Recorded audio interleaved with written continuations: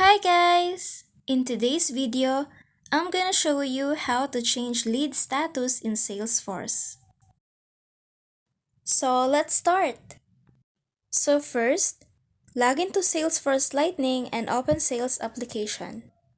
Now, click on Leads.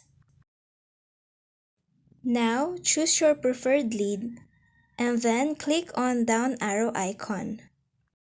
Now, click on Change Status.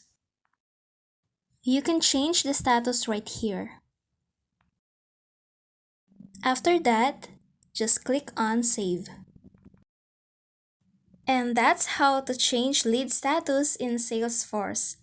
That's easy, right? I hope that this video helped you out. Thank you for watching. Don't forget to like and subscribe. Bye!